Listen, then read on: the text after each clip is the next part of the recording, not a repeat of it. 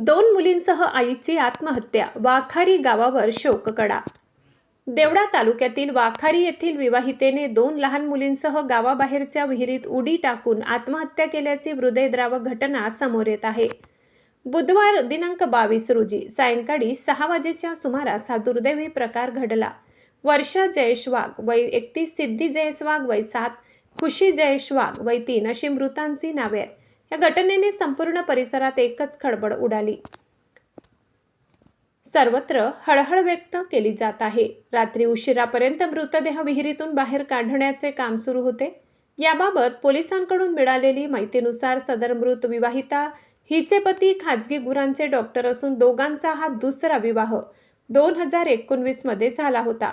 या दोघांपासून सिद्धी आणि खुशी अशा दोन मुली त्यांना होत्या.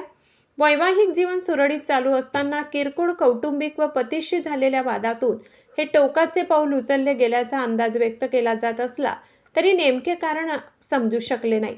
सदर घटना लक्षात येताच या घटनास्थळी आजूबाजूच्या रहिवाशांनी धाव घेतली.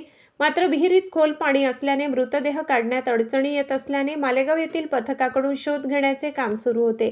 विवाहितेने आपल्या दोन निष्पाप मुलींना सोबत घेत थेट मृत्यूला कवटाळल्याची थरारक आणि हृदय पिळवटून टाकणाऱ्या घटनेने परिसरात हळहळ व्यक्त केली जात आहे.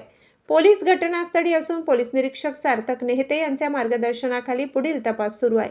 महाराष्ट्र माझा न्यूजसाठी वृत्त संकलन विभाग, देवळा.